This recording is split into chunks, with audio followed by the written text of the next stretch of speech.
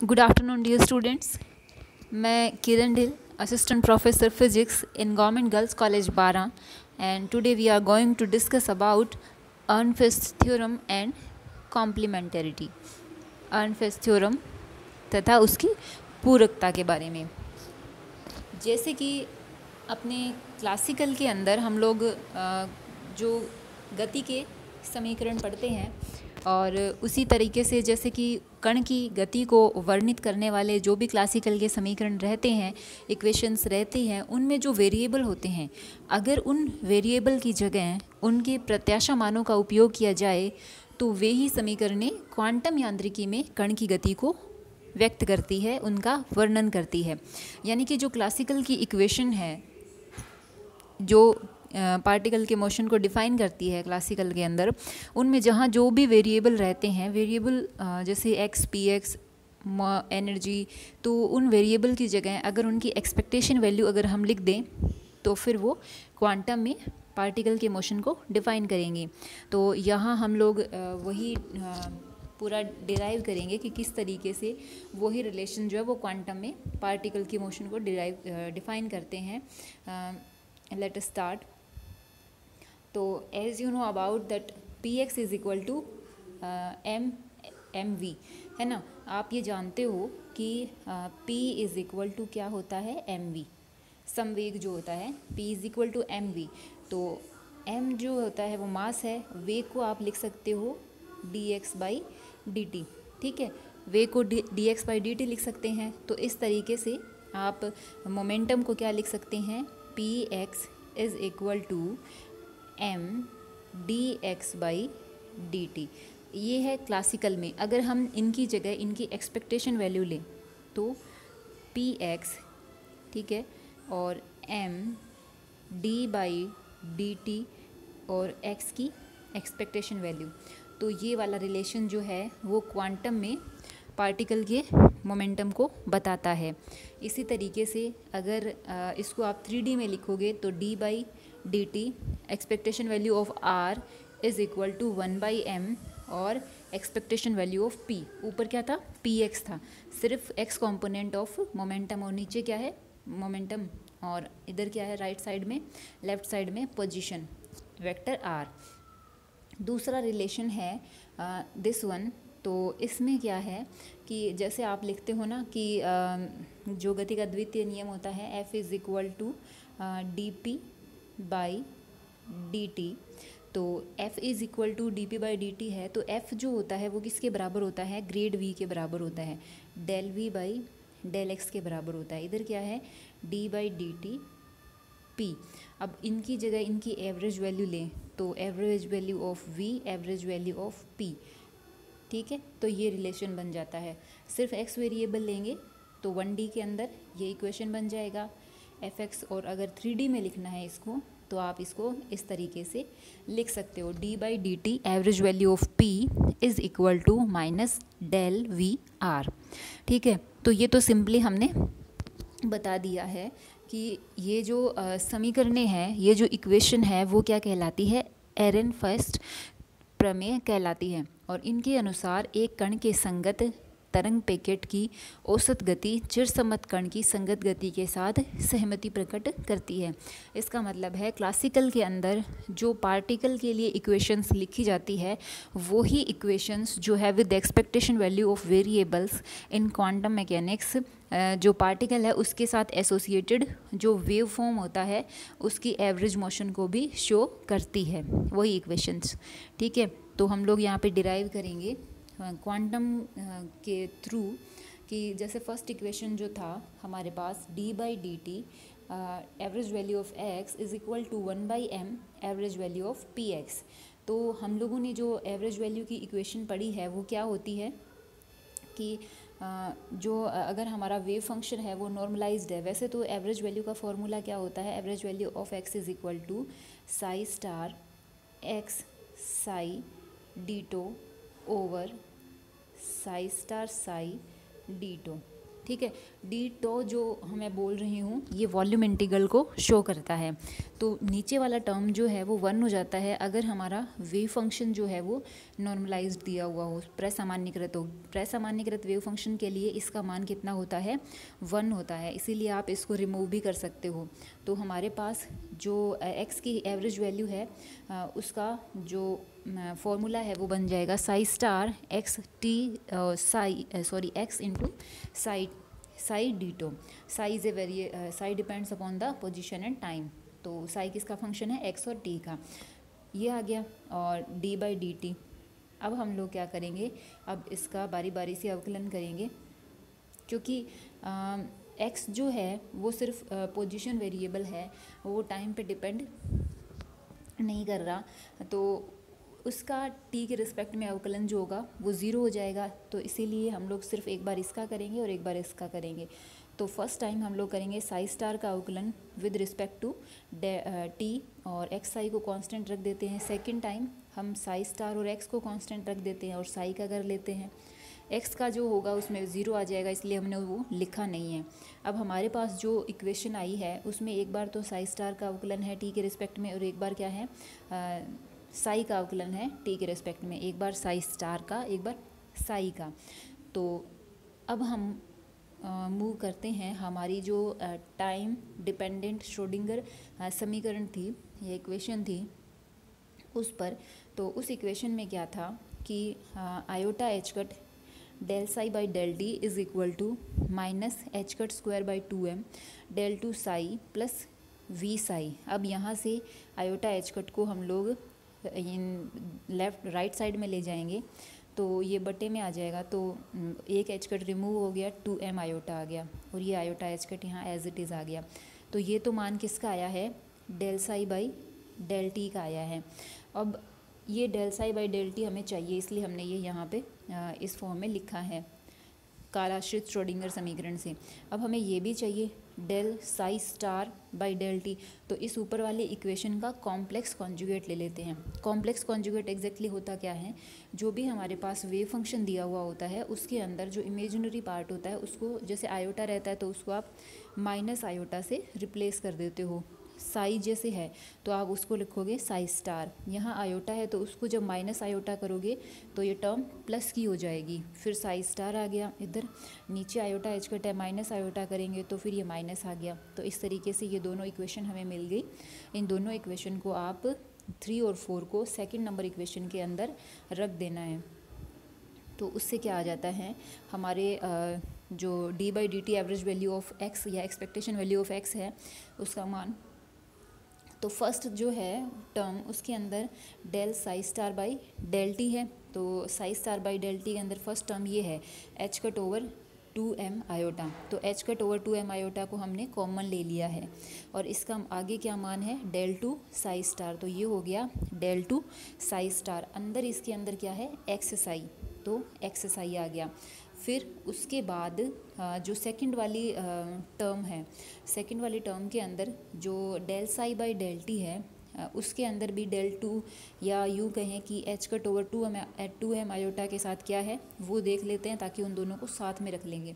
तो इसके अंदर H cut over 2m iota के साथ ये माइनस का साइन है और इस वाले इक्वेशन में माइनस का साइन है और डेल टू साई है, तो माइनस का साइन हमने यहाँ इंट्रोड्यूस करा दिया है और साथ में डेल टू साई, क्योंकि उससे पहले हमारे पास ये है साई स्टार और एक्स, साई स्टार और एक्स यहाँ आ गया है और उसके बाद क्या है del two psi into D to.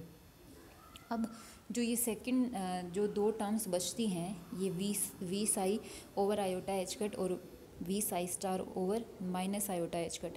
तो वी क्या है, सिर्फ एक वेरिएबल है जो एक्स पे डिपेंड करता है, एक्स का फंक्शन होता है, तो इसको आगे पीछे लिखने से कोई फ़र्क नहीं पड़ता है क्योंकि एक ऑपरेटर की फॉर्म में तो है नहीं यहाँ पे। तो इसलिए क्या हो जाता है, ये टर्म जो है वो वैनिश हो जाएगी, क्योंकि साई स्टार वाला जो है उसके अंदर तो ये माइनस का है और साई वाला जो है उसके अंदर ये क्या है प्लस का है। बाकी इसके अंदर जो, जैसे आप फिर से एक बार मैं बता देती हूँ, जैसे साई स्टार वाला है उसके अंदर आप ये वैल्यू रखोगे तो minus V over iota H cut, और साई स्टार एक्स साई बचेगा minus V over iota H cut psi star और एक्स साई ये बचेगा। और इस वाले टर्म में जब आप del psi by del T के लिए सेकंड टर्म लिखोगे तो plus V over iota H cut अंदर क्या है साई स्टार एक्स और ये वाला साई, ये साई, तो ये दोनों टर्म्स एक जैसी हैं, माइनस का साइन है तो ये कैंसिल हो जाएगी। ठीक है, इस तरीके से ये हमारे पास एक्सप्रेशन जो है वो आ जाता है, ये वाला। ओके, अब हम लोग क्या करेंगे, कुछ अपने इसके अंदर रिप्लेस कर सकते हैं जो हम लोग निकाल के रखते हैं पहले कि किस तरीके से ये रिलेशन जो है वो एक दूसरे को सेटिस्फाई करते हैं। वैसे हम लोग अगर हर्मिटी संकारक की डेफिनेशन लेके चले हर्मिटी ऑपरेटर की, तो डायरेक्ट हम लोग एक रिलेशन इस रिलेशन को साई स्टार डेल टू और एक्स साई के बराबर कर सकते हैं, लेकिन हम यहाँ पे इसको डिराइव करते हैं। तो जैसे फर्स्ट ऑफ ऑल हम लोग ये कहें कि del two psi X psi D tau, ये जो है हम सर्वप्रथम निम्न संबंध व्युत्पन्न करते हैं, ये हमें क्या करना है, डिराइव करना है। ठीक है, तो इसको डिराइव करने के लिए हम लोग क्या करेंगे, हम ये इसलिए डिराइव कर रहे हैं कि जब ये संबंध इसके बराबर हो जाएगा तो हम इसको यहाँ पुट कर देंगे। ठीक है, बाकी आगे देखते हैं। जैसे मान लीजिए कि कोई स्केलर फंक्शन है फाई और कोई वेक्टर फंक्शन है ए, उसके साथ एक डेल ऑपरेटर लगा हुआ है, तो डेल ऑपरेटर एक बार स्केलर पे फिर उसके बाद एक बार वेक्टर पे काम करता है। ठीक है, तो इसी तरीके से अब हमारे पास एक डेल ऑपरेटर है और हमारे पास क्या है, एक्स साई और डेल साई स्टार। तो एक बार तो वो एक्स साई पे काम करेगा, del psi star as it is रहेगा, दूसरी बार x psi as it is रहेगा और ये हो जाएगा डेल टू साई स्टार। तो अब हम लोग क्या करेंगे, इधर क्या है, तो अब हम लोग क्या करेंगे, हाँ जैसे समाकलन करते हैं तो पहले इसने ये बता दिया है कि जैसे ये del two psi star X psi D tau है, तो आप एक्स साई को अगर आगे भी लिख दोगे तो भी कोई फ़र्क नहीं पड़ेगा, ये बराबर होते हैं। तो ये जैसे ये वाली टर्म है तो हम लोग यहाँ पे इस टर्म के बारे में बात कर रहे हैं, जो थर्ड वाली, ये इसमें सेकंड वाली टर्म है बराबर के बाद, तो इसके बारे में बात कर रहे हैं। तो इसका मान किसके बराबर हो जाएगा, फर्स्ट वाली टर्म माइनस में ये वाली है ना, तो आप इसको ऐसे रख दोगे। हमें किसका मान निकालना है, X psi del two psi star का, तो X psi del two psi star बराबर क्या हो जाएगा, del dot X psi del psi star minus del X psi dot del psi star D two, इसके बराबर है।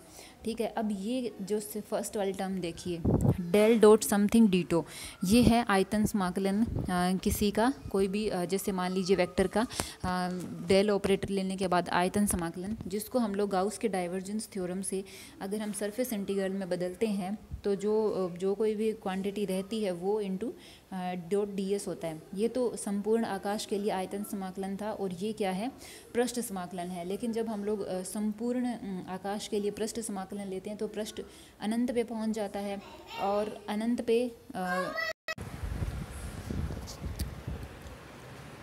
अतः संपूर्ण आकाश के लिए जब हम लोग पृष्ठ समाकलन लेते हैं तो अनंत पे चला जाता है पृष्ठ, और अनंत पे हमारा जो वेव फंक्शन हो जाता है वो वैनिश हो जाता है, उसका मान क्या हो जाता है, 0 हो जाता है।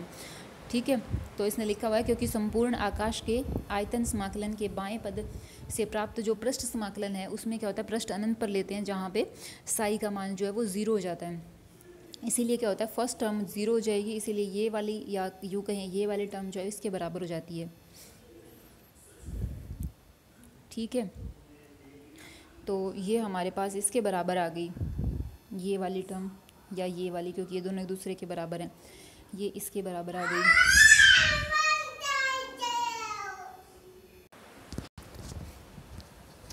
तो ये जो टर्म है ये वाली और ये वाली एक दूसरे के बराबर हो जाती है, यानी कि ये टर्म जो है वो इसके बराबर हो जाती है, ये वाला वैनिश हो जाता है।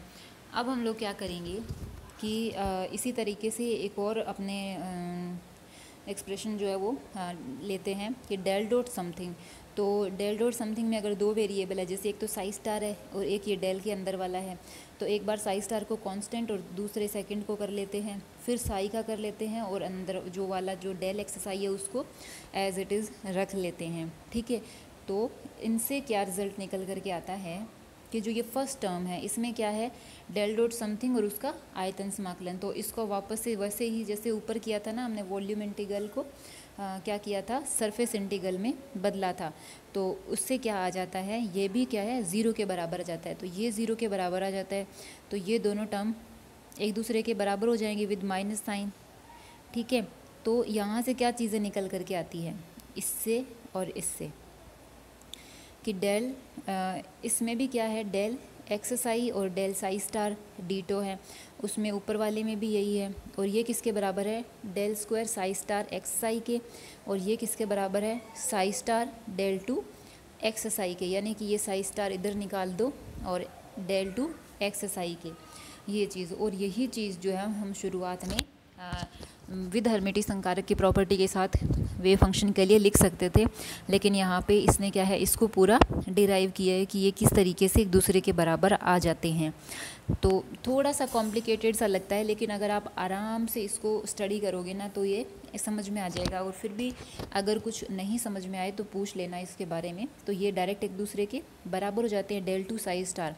तो साई स्टार को इधर लेफ़्ट साइड में लिख दो और डेल टू को इन दो वेरिएबल के साथ लगा दो, ये चीज़ हम लिख सकते हैं। तो जो हमने ऊपर शुरुआत में इक्वेशन लिखी थी तो उसके अंदर हम लोग यही करेंगे। ये सेकंड टर्म तो एज इट इज़ रखी गई है, इसको बदला है इसने, क्योंकि हमारे पास एक्सप्रेशन में क्या था, ये था del two psi star X psi. तो साई स्टार को लेफ़्ट साइड में लिख दो और डेल टू एक्स साई हो जाता है। तो यहाँ पे यही लिखा है, psi star del two X psi. अब साई स्टार को तो इधर लेफ़्ट में निकाल दो और साई को राइट में निकाल सकते हैं चाहें तो, लेकिन अभी नहीं निकालेंगे क्योंकि ये इसके साथ डेल ऑपरेटर लगा हुआ है। तो साई स्टार को इधर निकाल दिया। अब हम लोग क्या करेंगे, इसका मान निकालते हैं, डेल टू एक्स साई का। डेल टू एक्स साई का क्या मान आता है, और minus X del two psi. तो डेल टू का मतलब हो गया डेल डॉट डेल। ठीक है, तो पहली बार जब डेल ऑपरेटर ऑपरेट होगा तो एक बार एक्स पे फिर एक बार साई पे। ठीक है, तो सेकंड टाइम जब ऑपरेट होगा तो एक्स का तो एक बार डेरिवेटिव करोगे तो 1 आएगा, दूसरी बार करोगे तो 0। तो इसका तो दूसरी बार होगा नहीं, दूसरी बार 0 हो जाएगा। सिर्फ इस टर्म में एक्स का होगा, इस टर्म में एक्स का होगा तो आएगा डेल एक्स और डेल साई। ये सेकंड वाली टर्म जो है इसका जब डेल ऑपरेटर ऑपरेट होगा तो डेल एक्स और डेल साई बनेगा, डेल एक्स और डेल साई। और एक बनेगा, एक्स को आप कांस्टेंट रख लो और डेल टू साई। तो ये तो इधर है तो इससे कैंसिल हो जाएगा, ये बनेगा।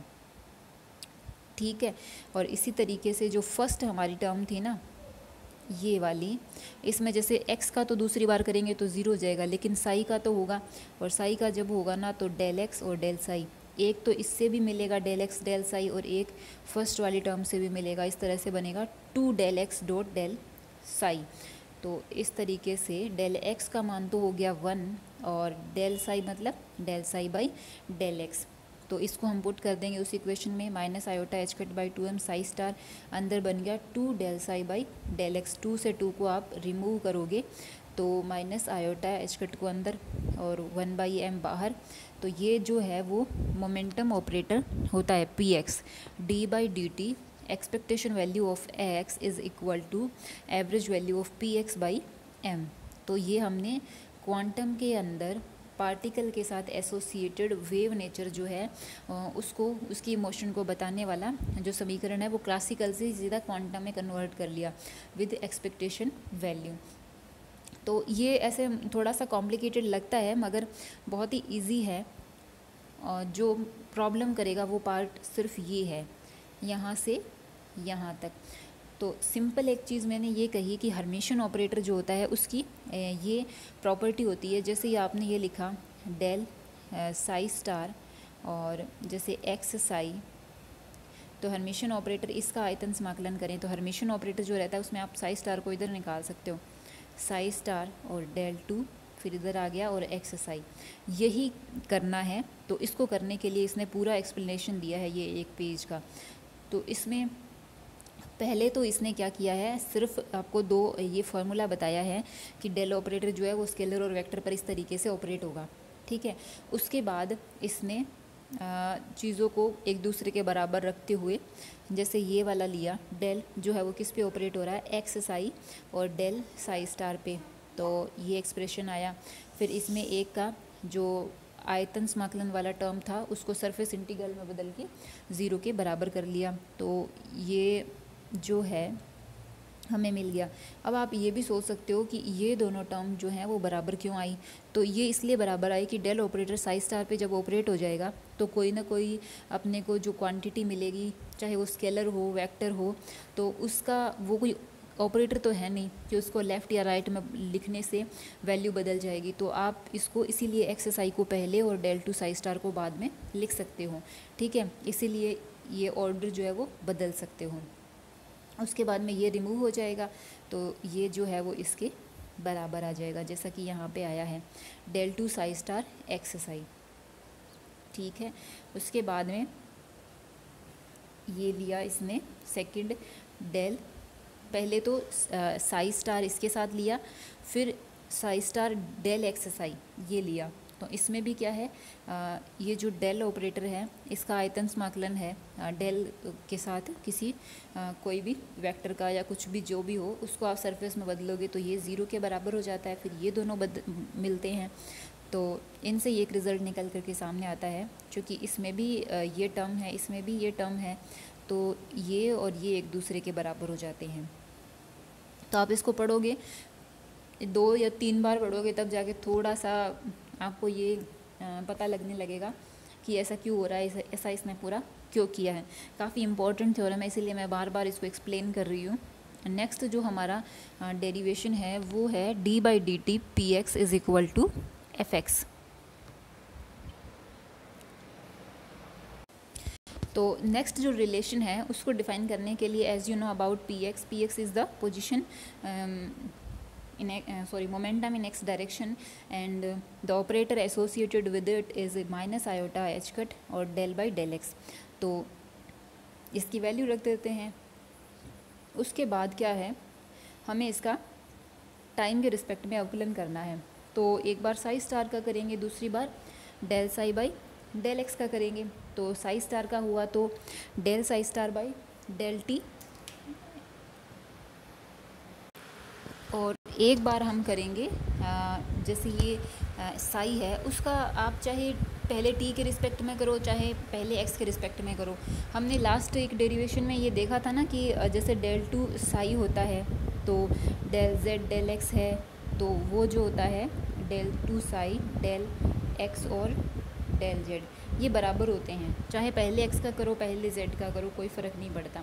तो इसी तरीके से इसने क्या किया है, यहाँ पे एक्स वाला टर्म बाहर लिखा है, टी वाला टर्म अंदर लिखा है, और in from the time dependent Schrodinger equation ये वाले टर्म्स हमारे पास आ जाते हैं। ये हमने लास्ट में भी दोनों निकाल के लिख रखे थे, डेल साई स्टार और del psi by del t time के रिस्पेक्ट में।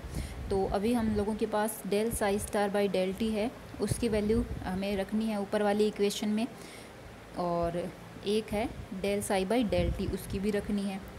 तो हम लोग वैल्यू पुट करते हैं तो क्या आता है, तो जब इसकी वैल्यू पुट करते हैं तो फर्स्ट में क्या है देखिए, यहाँ से ये माइनस आयोटा एच कट है, माइनस आयोटा एच कट है, और हम रख रहे हैं H cut over 2m iota. तो आयोटा से तो आयोटा गया, H cut square by 2m बन गया, तो ये आ गया H cut square by 2m minus का, ठीक है, क्योंकि एक माइनस था, साई स्टार तो पॉजिटिव है, तो minus H cut square by 2m। अंदर टर्म क्या थी, डेल टू साई स्टार, तो ये del two psi star with del psi by del X, उसके बाद डीटो आएगा।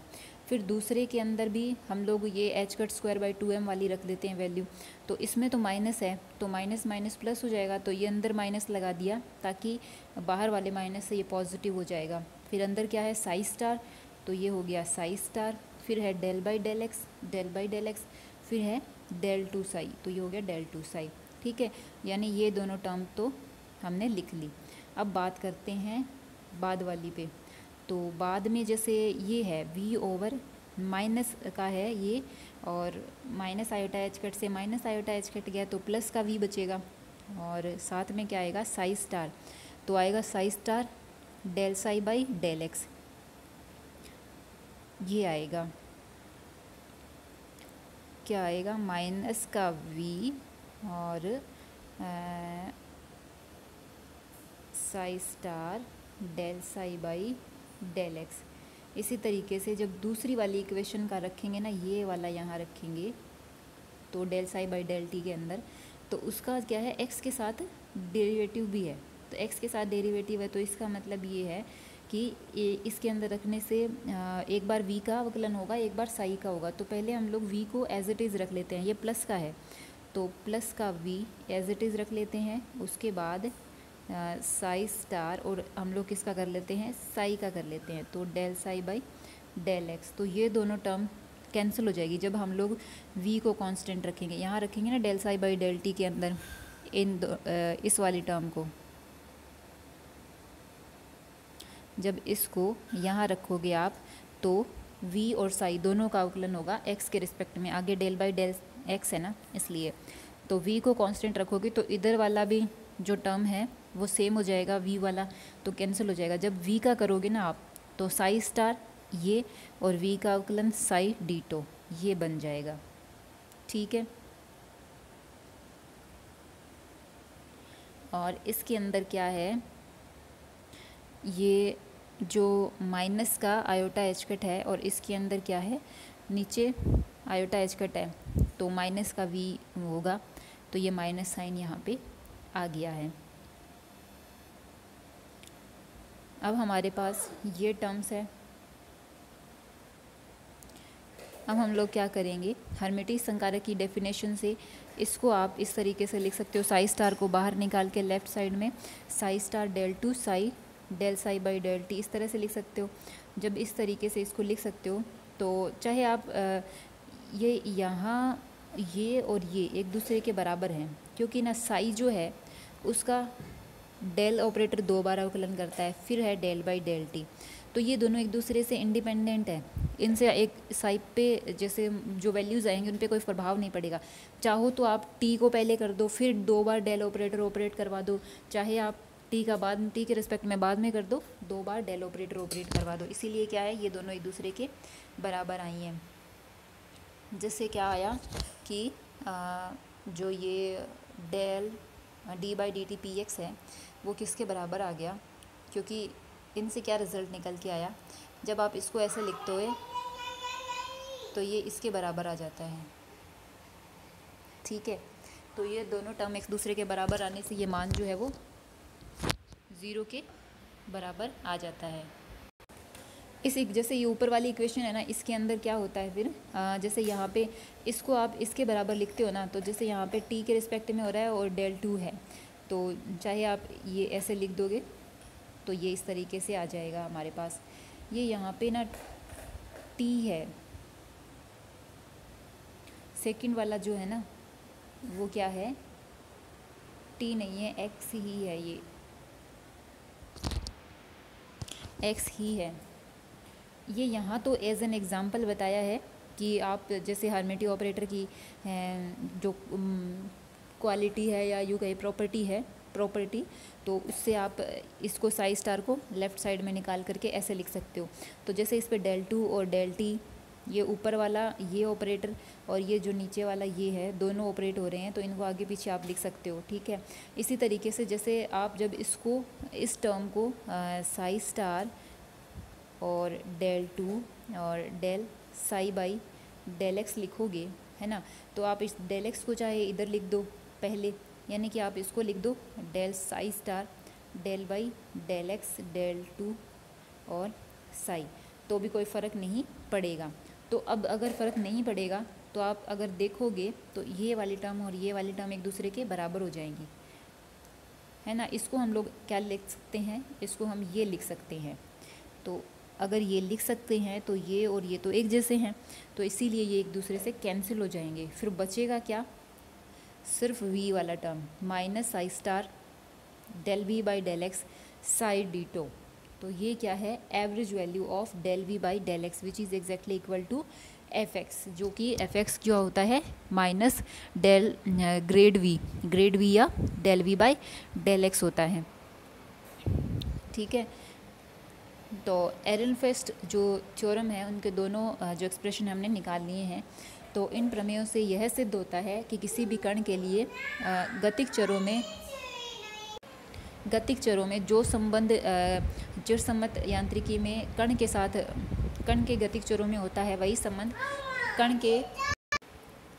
वही जो होता है वो क्वांटम के अंदर कण के साथ एसोसिएटेड जो वेव होती है उनके प्रत्याशा मानों को ज्ञात करने पर प्राप्त होता है।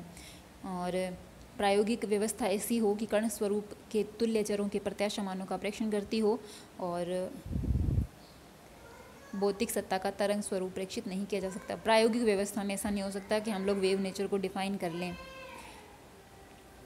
एक ही भौतिक सत्ता का कण स्वरूप तथा तरंग स्वरूप एक दूसरे के पूरक होते हैं और किसी भी भौतिक प्रयोग में सिंपली ये कहना चाहता है, बहुत ज़्यादा हिंदी में लिखा हुआ है ये, कि किसी भी प्रयोग में कण और तरंग स्वरूप जो है उनको एक साथ प्राप्त नहीं किया जा सकता। अगर किसी प्रयोग के अंदर आप एक कण स्वरूप को रखेंगे, देखेंगे, डिफाइन करेंगे या प्रैक्टिकली मेज़र करेंगे तो जो वेव नेचर है वो नहीं दिखेगा, और अगर वेव नेचर को देखोगे तो पार्टिकल नेचर जो है वो नहीं आप देख सकते हो।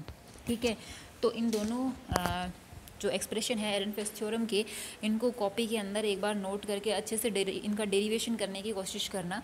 अगर प्रॉब्लम रहे तो हम लोग इसको फिर से एक्सप्लेन करूँगी मैं आपको, और जहाँ भी दिक्कत आए तो हम लोग उसको फिर से डिस्कस कर लेंगे। लेकिन ये क्या है, बहुत इंपॉर्टेंट थ्योरम है, काफ़ी बार इस पर क्वेश्चन आ जाता है, तो इसको अच्छे से स्टडी कर लेना और खुश रहो, स्वस्थ रहो, अच्छे से पढ़ो और अपना ध्यान रखो। Thank you.